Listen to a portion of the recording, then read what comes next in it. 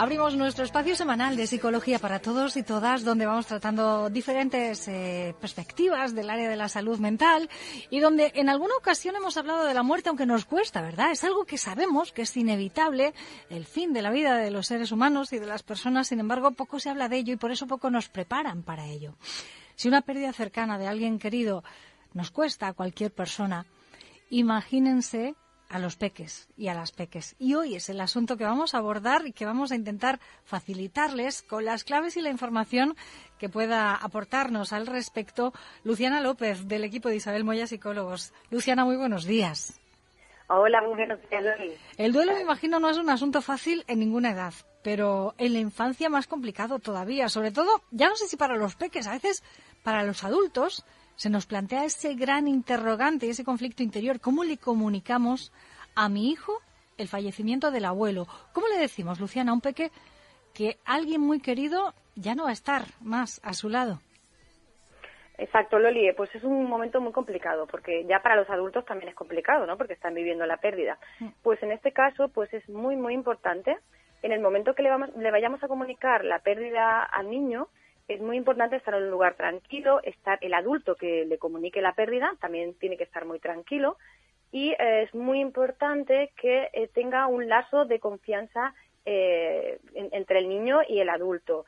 Es importante que lo diga, por ejemplo, que se lo diga a la madre, el padre o si el tío, bueno, una persona que tenga mucha confianza, ¿no? Es lo primero. Más cosas a tener en cuenta a la hora de comunicárselo: lugar tranquilo, alguien con un vínculo muy estrecho. A partir de ahí, diríamos que comienza ese proceso de duelo. ¿Cuándo comienza y cuándo termina? Pues el proceso del duelo comienza antes, porque los niños pues son muy listos y realmente pues en muchas situaciones se dan cuenta, y ahí es donde comienza el periodo del duelo, que la persona, el ser querido, ya tiene un peligro de muerte. Entonces ahí comienza el verdadero duelo. Y finaliza en el momento que es capaz de recordar a esa persona que murió sin sentir ese dolor tan intenso.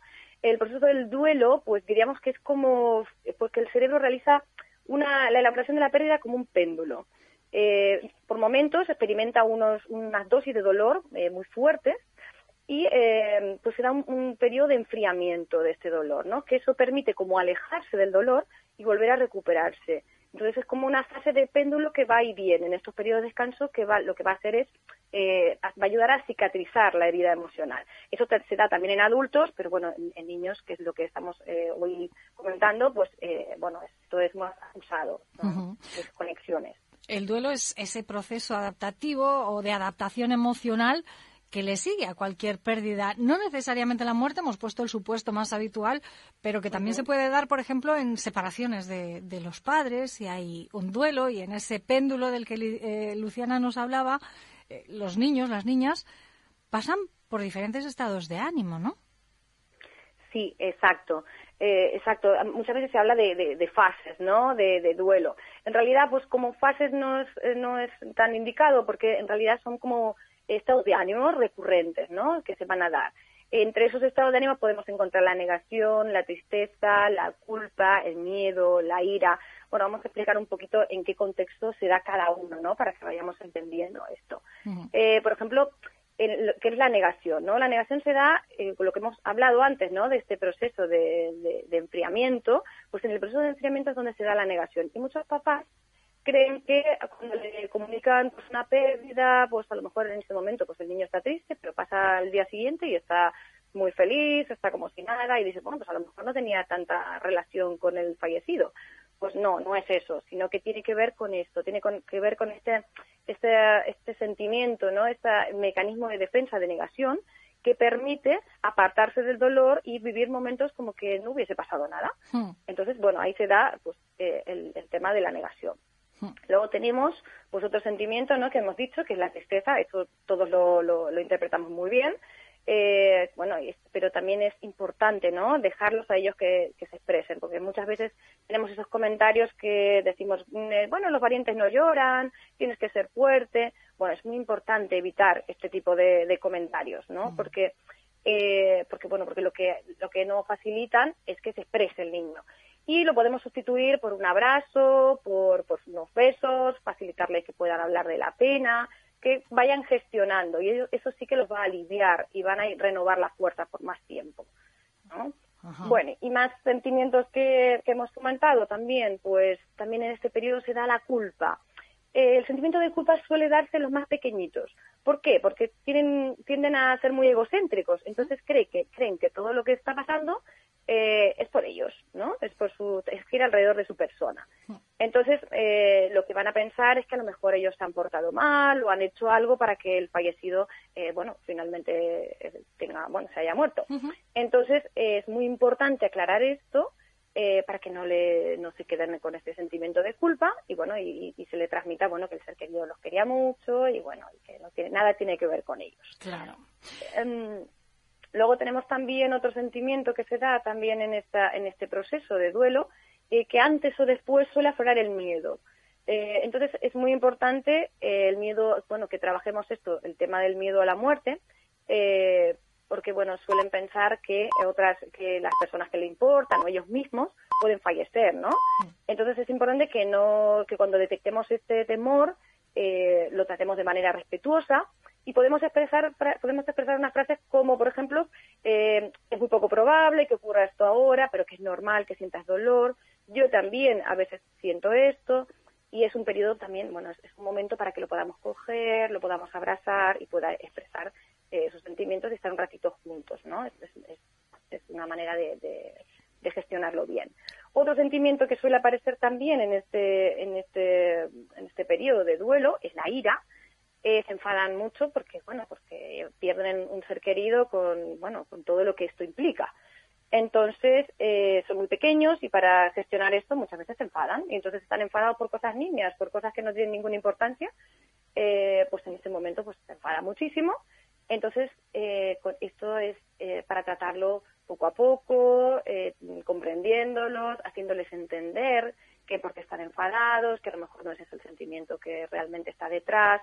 Y obviamente siendo firmes y amables, ¿no? También poniendo límites porque al final pues son niños y esto también ayuda. Uh-huh. Súper interesante la cantidad de emociones que pueden llegar a sentir y aunque nos has dado ya claves y estrategias para cómo actuar ante ellas, yo sí te pediría, Luciana, que nos ayudes a llevar este proceso de duelo con ellos. ¿Cómo podemos ayudarlos a los peques?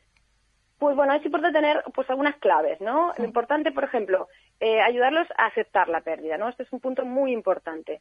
¿Cómo podemos ayudarlos a aceptar la pérdida? Un punto es como hablamos, las palabras tienen mucha importancia, mucho peso. Entonces, hablar del fallecido en tiempo pasado. Entonces, que ellos entiendan que el fallecido no volverá, sino que va a estar en sus recuerdos, en su corazón, en sus vivencias, pero que no va a volver como tal, ¿no? Que según la edad, que ya lo veremos, pues tiene que ver, ¿no? Tiene diferente implicación. Y luego invitarles, que es muy muy importante, invitarles a asistir a funerales y actos de conmemoración del fallecido. Esto les va a ayudar a aceptar la pérdida. Otro punto importante es trabajar las emociones. Facilitarles, ¿no? Lo que hemos hablado de facilitarles las expresiones, no solamente verbalmente, sino también a partir de dibujos, pinturas. Se trata de facilitarles, ¿no? No obligarles, nunca forzarles. Entonces, y además explicarles que muchos de ellos es la primera vez que han tenido una pérdida. Entonces, explicarles que volverán a ser felices, que ya tendrán ganas de reír, que con el tiempo esto pasará. Entonces, y explicarles también que si en algún momento no sienten nada, que también incluso eso es normal, normalizar un poco esto. Y fíjate, has dicho acompañarles y facilitarles a que vayan al tanatorio, al entierro, al cementerio y a que verbalicen lo que sienten y a que se hable de ello, cuando nuestra sociedad y nuestra cultura, y hasta no hace tanto, tendía a lo contrario, ¿no? No, los niños que no vayan al cementerio, que no vayan a los entierros. Falta alguien en la familia, pues no se habla, ya se pasará. Esto no ayuda, entonces, el silencio no tapa nada. Exacto, tal cual. Nuestra sociedad tiende a eso, ¿no? Tiende a protegerles, a evitar hablar de la muerte por el dolor que implica, ¿no? Porque todos somos conscientes que implica un dolor muy grande. Pero lo que hacemos si no llevamos a nuestros infantes, nuestros hijos, nuestros sobrinos a los funerales, el problema que nos encontramos es que evitamos que capten modelos adultos de este afrontamiento del dolor. Y tampoco se les permite ser útiles para poder colaborar en dando apoyo a esos mayores.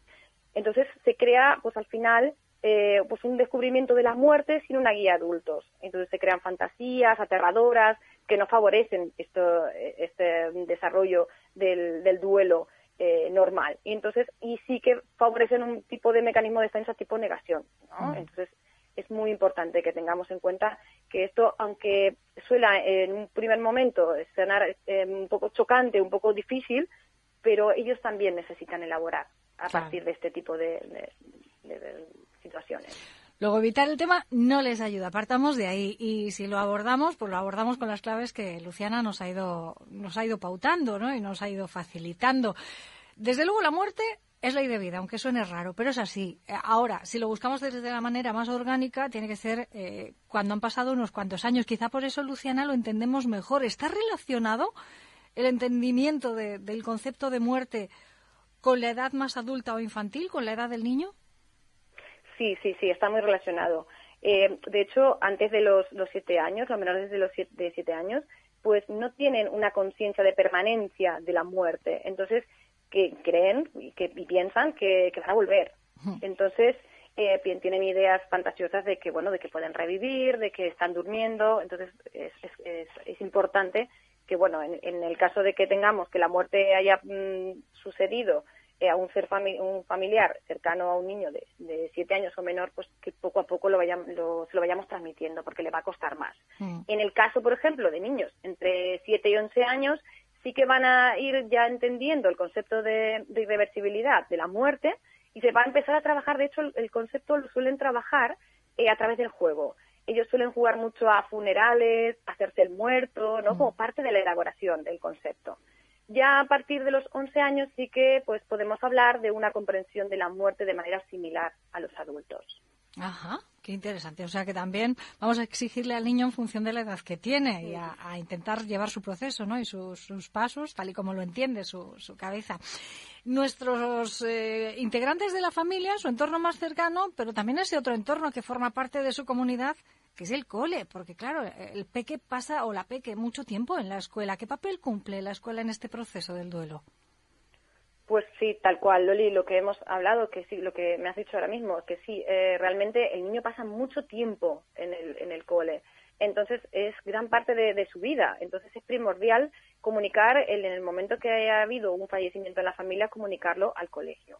El colegio lo que va a hacer, va a ayudarlo, va a comprenderlo, le va a dar un espacio para expresarse, y además los tutores nos pueden ayudar también a supervisar, ¿no? Este duelo, cómo va.